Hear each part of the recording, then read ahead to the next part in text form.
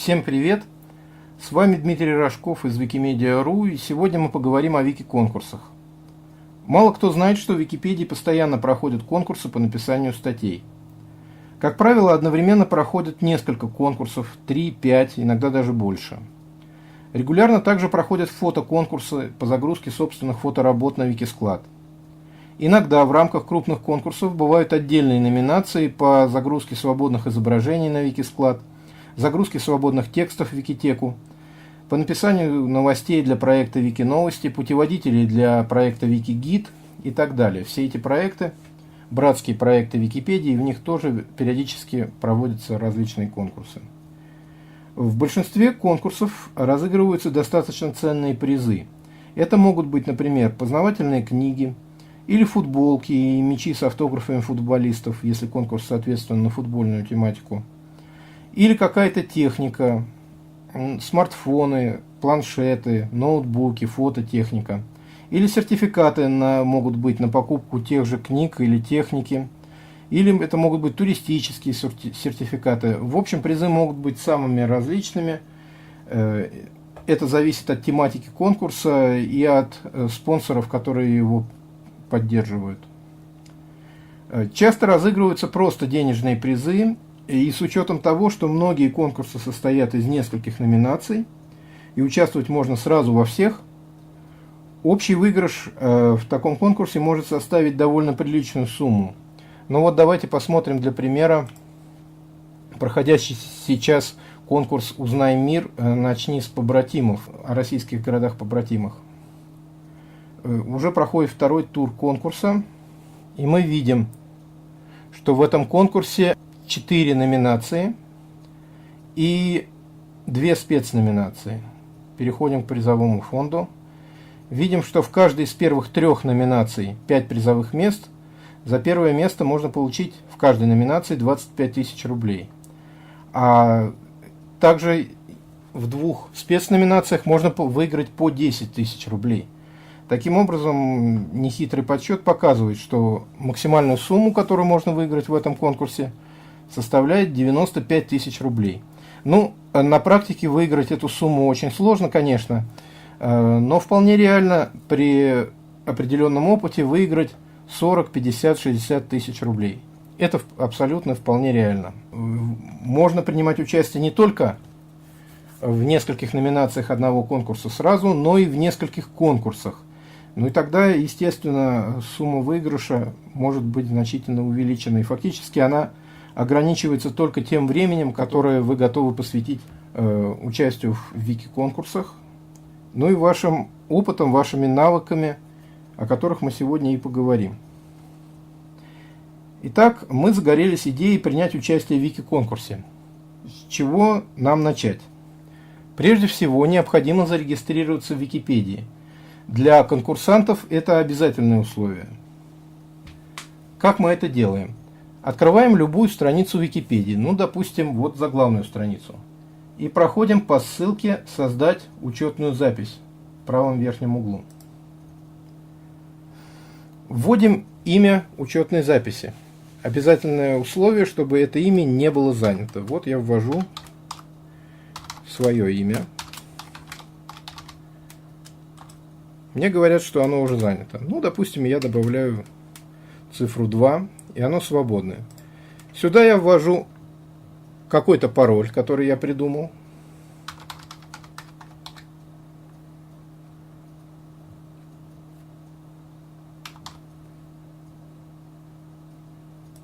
Сюда я ввожу его еще раз.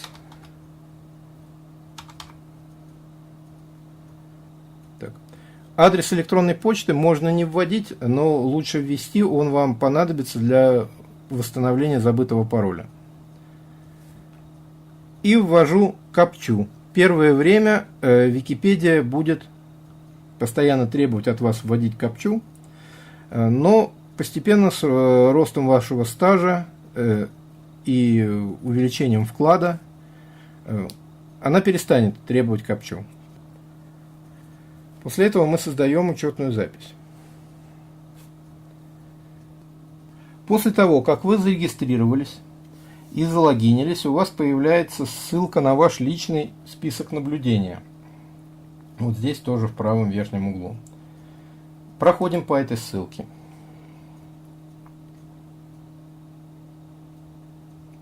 Открывается список наблюдения.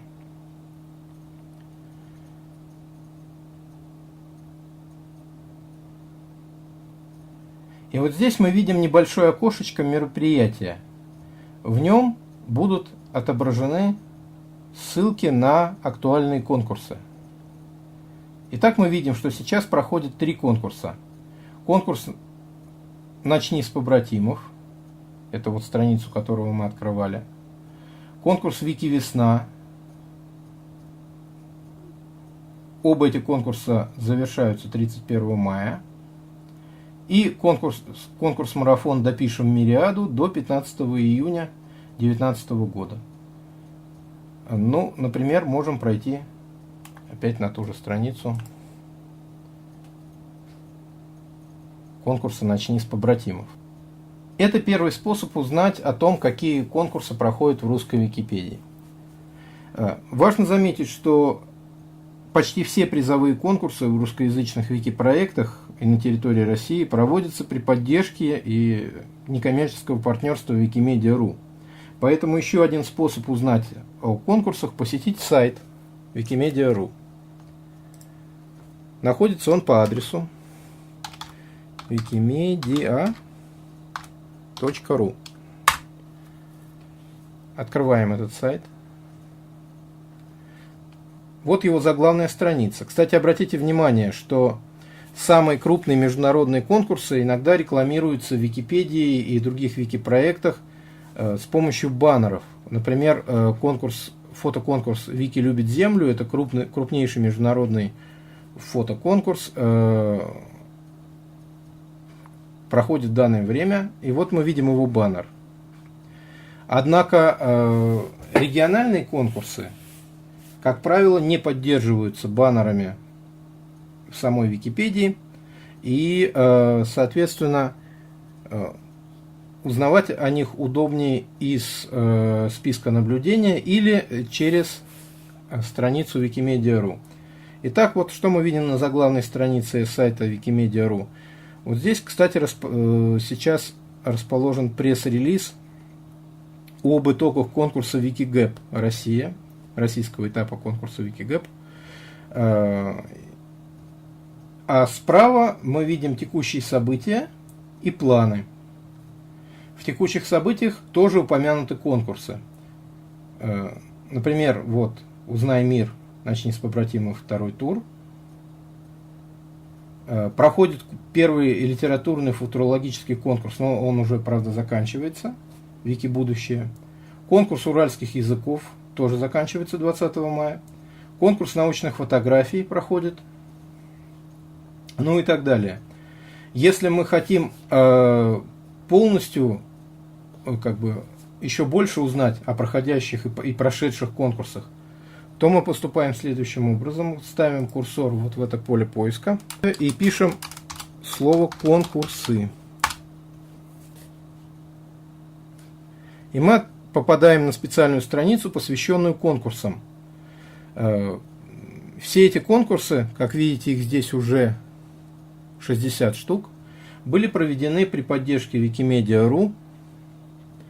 Самые первые из них датируются еще 2011 годом. И мы видим статусы каждого конкурса. Вот все это завершенные конкурсы, зеленым отмечены. А вот таким синим цветом проходящие в настоящее время конкурсы. 4 разных конкурса. Это Вики будущее, «Узнай мир, начни с побратимов», Вики весна и конкурс научных фотографий 2019 года. Теперь немного поговорим о непосредственном участии в конкурсах. Допустим, мы хотим принять участие в конкурсе «Узнай мир, начни с побратимов». Внимательно читаем правила конкурса. Недостаточное изучение регламента конкурса – это типичная ошибка конкурсантов-новичков. Итак, мы видим, что конкурс состоит из 3 индивидуальных номинаций и одной командной номинации, которая нам явно не подходит.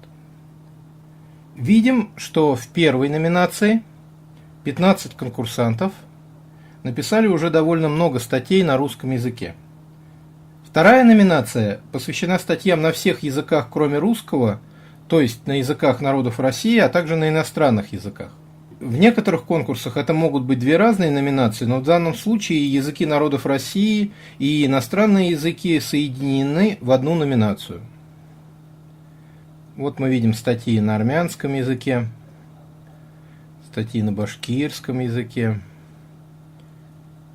Еще участник пишет на башкирском языке, и еще. Башкирские участники очень активные. Так, и третья номинация посвящена загрузкам авторских, то есть вашего авторства фотографий, достопримечательностей на Викисклад. Итак, мы останавливаем свой выбор прежде всего на первой номинации. Статьи о достопримечательностях зарубежных городов, побратимов городов России. Если мы владеем в достаточной степени каким-то иностранным языком или одним из языков России, помимо русского, мы можем принять участие во второй номинации. Возможно, в нашем распоряжении есть фото каких-то из этих достопримечательностей нашего собственного авторства, и тогда мы можем загрузить их на Викисклад и поучаствовать и в третьей номинации тоже. Кроме того, если мы выберем тему, связанную с ростовским регионом, то сможем претендовать на приз в первой спецноминации, а если мы зарегистрировались не раньше 2019 года, то и во второй спецноминации тоже можем принять участие. Далее обращаем внимание на все нюансы регламента, чтобы в дальнейшем избежать разных неприятных недоразумений. Например, данный конкурс проводится по московскому времени. Это достаточно нетипично для Википедии, которая традиционно существует по всемирному координированному времени, которое отличается от московского на 3 часа. Но в данном случае мы ориентируемся именно на московское время, и нам нужно не ошибиться с крайним сроком подачи конкурсных работ. Что еще важного записано в правилах? Участвовать в конкурсе можно только с одной учетной записи. К этому нужно добавить, что каждой учетной записью может пользоваться только один участник. Это общее правило Википедии. Так называемые ролевые учетные записи в ней запрещены. Поэтому на страницах конкурса отдельно это уточнение не указано. Общий принцип всех вики-проектов – одна учетная запись, один участник. А для конкурсов верно еще и обратное – один конкурсант, одна учетная запись. Смотрим дальше. Статья должна быть написана и внесена в таблицу во время конкурса. Вспоминаем, что конкурс проходит по московскому времени. Статьи, внесенные в таблицу после окончания конкурса, к рассмотрению не принимаются, даже если они были написаны во время конкурса. Минимальный объем конкурсной статьи должен составлять не менее 2000 байт и в то же время не менее 150 слов связанного текста. Если мы подадим статью меньшего объема, жюри не примет ее к рассмотрению. И, наконец, принцип честной игры. В чем его суть? В том, что нельзя создавать любые ситуации, ставящие вас в заведомо выигрышное положение перед соперниками. Один из возможных примеров нарушения, довольно часто встречающийся, и поэтому прямо прописанный в регламенте. Нельзя писать статьи про запас, с тем, чтобы перед самым окончанием конкурса внести в таблицу большое количество статей, не оставив соперникам времени отыграться. В качестве аналогии можно привести правила зон или офсайтов в игровых видах спорта. Нельзя дежурить у ворот соперника, получить мяч и забить гарантированный гол. Написанные статьи или загруженные фото нужно вносить в таблицу по мере их написания или загрузки в проект.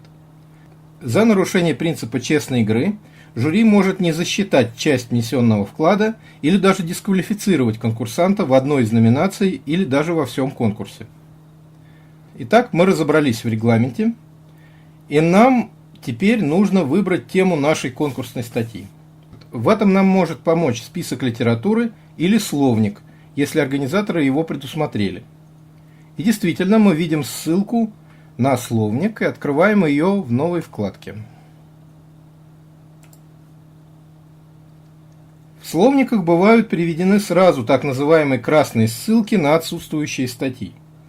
Но в данном словнике приведен только список городов-побратимов, что, впрочем, тоже может оказать значительную помощь в поиске подходящей темы. Выбираем какой-нибудь город и с помощью поисковика Яндекса, Гугла или любого другого ищем достопримечательности в этом городе, о которых пока еще нет статей в русской Википедии. Выбрав тему, мы находим авторитетные источники и создаем статью. Как создать статью в Википедии? Этот вопрос выходит далеко за рамки данного видео. В Википедии есть обширная справочная система, есть мастеры, которые помогут вам создать вашу первую статью. Есть личное пространство имен, где можно писать черновики. Есть обучающий проект «Инкубатор», например. На YouTube выложено большое количество роликов на эту тему. Я бы порекомендовал обучающее видео Софьи Багдасаровой «Как создать статью в Википедии, чтобы ее не удалили». Ссылка на него будет в описании. А в качестве отправной точки можно взять 5 столпов Википедии. Здесь в поиске пишем ВП, двоеточие, 5С. Переходим по этой ссылке. Мы видим 5 столпов, это 5 принципов Википедии, на которых основаны все ее правила, рекомендации, руководство, критерии и так далее, и прочая документация. Википедия – это энциклопедия. Википедия придерживается нейтральной точки зрения. Статьи Википедии пишутся на основе авторитетных источников. Статьи Википедии должны создаваться только на значимые темы.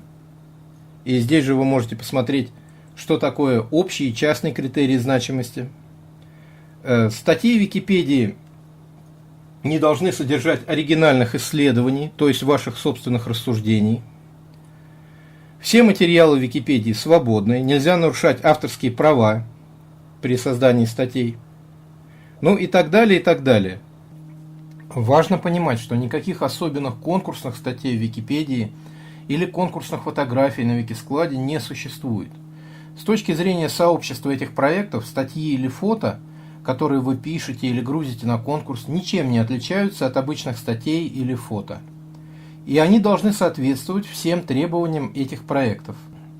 Плюс, уже в рамках конкурса, они должны соответствовать его регламенту, например, по тематике. Патрулирующий Википедии, скорее всего, даже не будет знать, что написанная вами статья конкурсная. А если и будет знать, то это ему совершенно безразлично.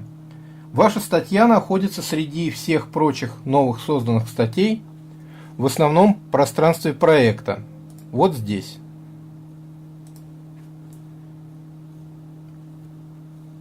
Ничем не отличается от остальных статей, и если она не будет отвечать всем базовым требованиям к вики-статьям, то она будет удалена на общих основаниях, без всяких скидок на конкурс.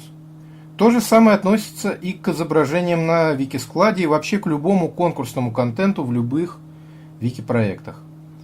Организаторы конкурсов всегда подстраиваются под обычную ежедневную работу сообщества, а не наоборот.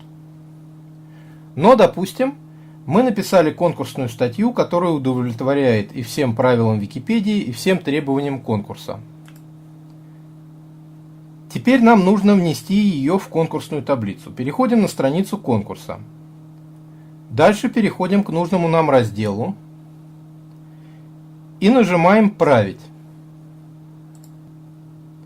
Копируем соответствующий блок таблицы и вписываем в него свои данные. Вот последний конкурсант, записанный в таблице.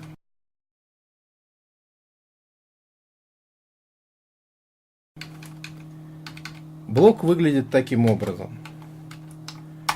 Мы его копируем. Вот здесь ник конкурсанта. Я записываю вместо него свой ник.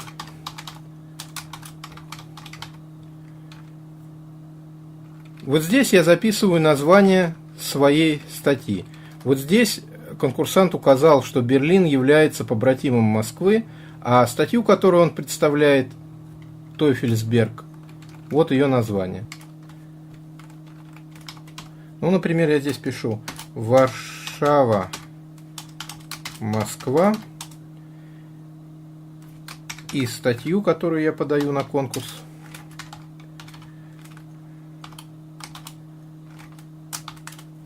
Церковь Петра и Павла, Варшава. Ну, например, так. Использую кнопку предпросмотра. Все ли здесь верно? Да, я вижу, что написано все корректно. И после этого нажимаю кнопку «Записать». Все, я поучаствовал в конкурсе. Разметка таблицы достаточно сложная для неподготовленного участника. Если не получается с нею справиться, или, например, если есть вопросы и сомнения по регламенту, и вообще любые вопросы, связанные с конкурсом, переходим на страницу обсуждения. Вот сюда. Создаем новую тему. Вот выбираем «Добавить тему». Создаем заголовок темы. Например, «Вопрос по регламенту». Пишем суть нашего вопроса. Например, когда точно заканчивается конкурс. Подписываемся. 4 тильды ставим. Предпросмотр. Вот мы задали вопрос. И опять же его записываем. Сейчас я это делать, конечно, не буду. После этого добавляем эту страницу в наш персональный список наблюдения и ждем ответа на наш вопрос. Не нужно стесняться задавать вопросы во время конкурса. Это позволит избежать возможных недопониманий, недоразумений после его окончания, когда уже внести какие-то коррективы в ваши действия или, может быть, какие-то уточнения в регламент уже будет невозможно. Теперь немного о типичных ошибках конкурсантов. О 2 из них я уже рассказал. Это невнимательность при чтении регламента конкурса и нерешительность при уточнении разных непонятных и спорных моментов. Эти ошибки, к сожалению, типичны в том числе и для довольно опытных конкурсантов, не говоря уже о новичках. Но новички, естественно, допускают и другие ошибки. Одна из самых распространенных – неразличение вики-проектов. Конкурс, например, проводится на сайте Wikimedia.ru, вот с таким логотипом. На этом сайте расположена страница конкурса и конкурсная таблица.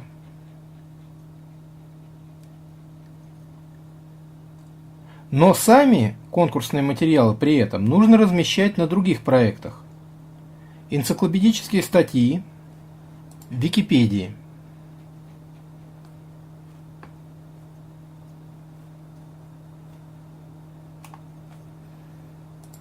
Вот здесь. Скажем, в русской Википедии.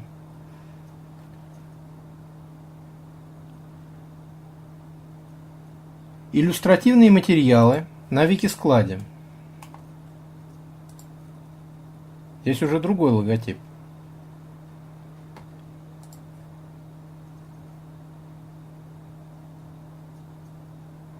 Свободные тексты из книг, газет и журналов в Викитеке.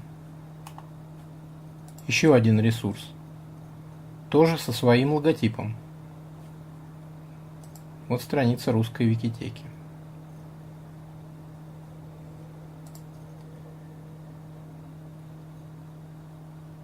Новости на Викиновостях.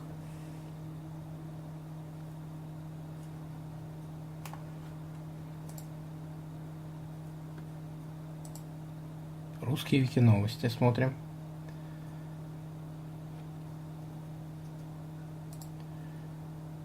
Путеводители Викигиде.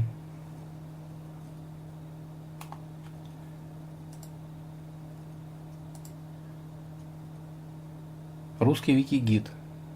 Вики-ресурс, посвященный путеводителям. Как вы видите, вики-проектов большое множество. Кроме того, все они имеют множество языковых версий. Энциклопедические статьи на русском языке нужно грузить в русскую Википедию, а не в какую-то другую. На английском языке в английскую. Вот она.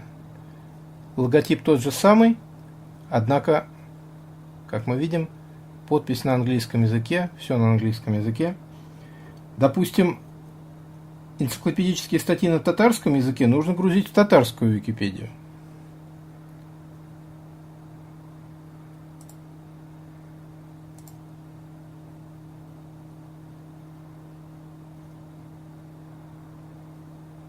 Вот она. Это татарский раздел Википедии. Ну и так далее. Общий принцип, думаю, понятен. Все эти проекты схожи визуально, расположены на одних и тех же серверах, и в них действует единая учетная запись. То есть вам достаточно зарегистрироваться в одном проекте, например, в русской Википедии, и вы получите доступ во все проекты. Но в то же время это разные проекты. И если вы загрузите ваш конкурсный материал не по месту, то он будет удален. Переносить его в правильный проект никто не станет. Кроме того, все материалы нужно размещать в основном пространстве, а не на своей личной странице участника, не на страницах обсуждения, не на форумах или где-то еще, как часто делают новички. Такие материалы, размещенные не по месту, пусть и в правильно выбранном проекте, также подлежат удалению. Отдельная группа ошибок, не только новичков, связана с неправильными представлениями об авторском праве. Если вы собственноручно переписали текст из книги, от этого он не становится вашим, и вы не можете размещать его в Википедии. Статью нужно писать только своими словами. Если вы отсканировали иллюстрацию из книги или сфотографировали картину в музее, вы не можете по своему усмотрению распоряжаться этой иллюстрацией. Ее автор остается прежним, и если это произведение не свободное, вы не можете загружать его на склад. А если оно свободное, то авторам нужно указывать художника, а не себя. Вы можете снимать и загружать на Викисклад городские пейзажи, потому что в России есть свобода панорамы. Но она распространяется только на архитектурные сооружения и не распространяется на скульптурные памятники. Поэтому старые памятники, например, Минину и Пожарскому на Красной площади, можно загружать на склад. А соседний с ним новый памятник маршалу Жукову нельзя. Для того, чтобы лучше разобраться в вопросах и тонкостях авторского права, порекомендую ресурс «Открытая библиотека», который находится по адресу obip.ru.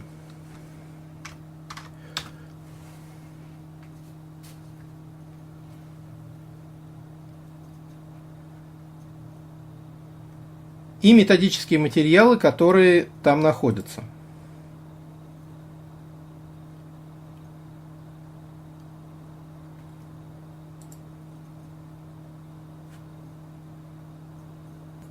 Вот здесь во вкладке «Исследования» расположены материалы, которые могут вам пригодиться при участии в конкурсах. Все они представлены на этом сайте в формате PDF.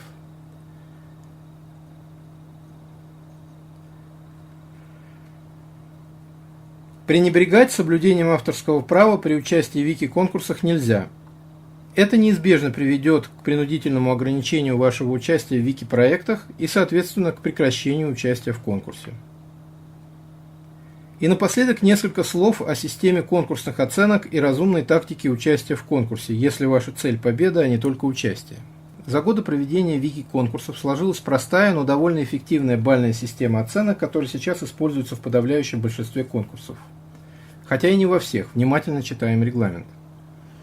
Эта система оценок учитывает как количество, так и качество поданных конкурсантам материалов, статей, изображений и других.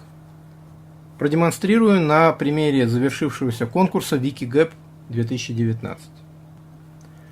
За каждую созданную статью, удовлетворяющую требованиям, участник получает 1 балл.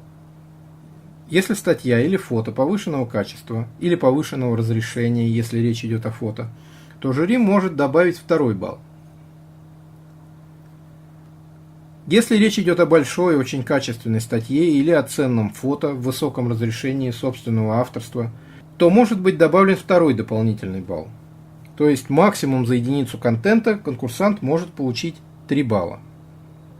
Кроме того, могут вводиться повышенные коэффициенты, обычно двойные. Такие коэффициенты обычно вводятся за контент, удовлетворяющий каким-то дополнительным условиям, как правило, по тематике. И тогда базовый балл становится равным 2, а максимальный 6. После окончания конкурса жюри подсчитывает набранные баллы. Вот в этом столбце мы видим набранные баллы участниками. Становится очевидным, что приоритетная задача все же наибольшее количество статей, а не максимальное их качество. Невозможно занять призовое место, написав одну, пусть и выдающуюся статью, за которую вы можете получить не больше 3 или в самом лучшем случае 6 баллов. Чтобы войти в число призеров, нужно набрать десятки, а лучше сотни баллов. На первый взгляд, эта задача кажется почти невыполнимой. Но опытные конкурсанты пишут по 5, 10 и даже больше статей за день. И если конкурс длится 2-3 месяца, то в нем реально набрать несколько сотен баллов. Как же это сделать? Во-первых, грамотной тактикой будет писать статьи на 1-2 балла. Плюс выбирать темы, для которых действуют повышающие коэффициенты, если такие предусмотрены регламентом. Во-вторых, разумно использовать один и тот же набор авторитетных источников для многих статей. Например, для этого конкурса разумно запастись 3-4 изданиями о выдающихся шведских деятелях, на основе которых написать 2-3 десятка структурно схожих между собой небольших или среднего размера статей. Выжать эти источники. Затем набрать еще 3-4 источника и так далее. Если мы посмотрим вот этот конкурс Wikigap, который продолжался всего 1 месяц, то мы увидим, что победитель написал 245 статей и набрал 521 балл. Но для того, чтобы просто занять призовое место, их обычно бывает от 5 до 10 в каждой номинации. Не нужно совершать таких подвигов. Часто достаточно написать 15-20 статей, что мы и видим в этом случае. Для того, чтобы занять 10-е призовое место, участнику хватило 15 статей и 29 баллов. Добавлю также, что призы за места со 2 по 10 не отличались. На этом, наверное, все. Надеюсь, что видео было полезным. С вами был Дмитрий Рожков. Найти меня можно в Фейсбуке. Кстати, и у русской Википедии, и у партнерства Wikimedia.ru есть страницы в Фейсбуке и группы ВКонтакте. Туда тоже можно писать. Пишите в Википедию, участвуйте в вики-проектах, соревнуйтесь в конкурсах, выигрывайте призы и берегите себя.